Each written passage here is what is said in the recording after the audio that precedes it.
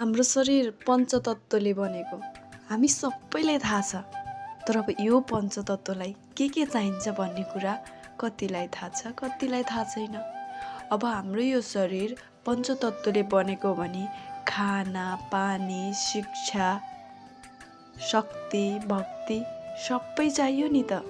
किनकि प्रकृतिले दिएको यो शरीर उहाँले दिएको गिफ्ट हो। अब यो शरीरलाई राम्रो बनाउन प्रकृतिको हरेक चिज चाहिन्छ। एकजनालाई चाहिन्न भनेर हुन्छ?